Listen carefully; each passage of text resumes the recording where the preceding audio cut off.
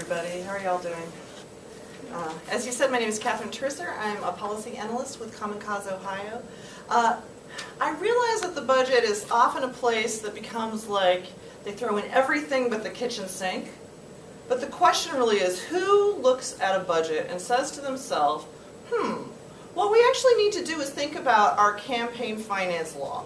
Who says, we have to be thinking about how we're going to fund services, how we're going to actually address the needs of the people of Ohio, and instead think, oh my goodness, what I'm going to do is I'm actually going to change the law so that we can get campaign contributions that are then called gifts that are directly from corporations. And so the way to think about this is, I say to yourself, right now, we've become accustomed with Citizens United to corporate dollars really flowing to these advertisements.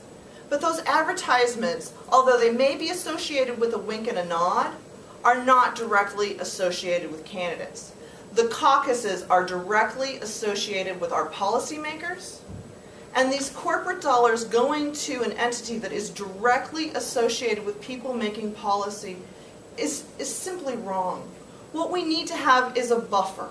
It's very important to think about the impact on the faith that Ohioans have in our government and the faith they have in policymakers as they make law. And what happens when you have these direct corporate contributions is you start to question even more whether the lawmakers are focusing on the needs of the people or the needs of contributors.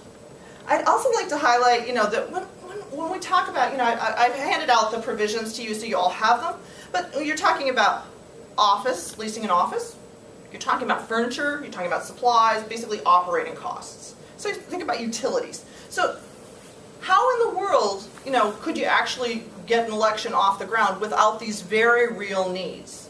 These very real needs are obviously associated with campaigning.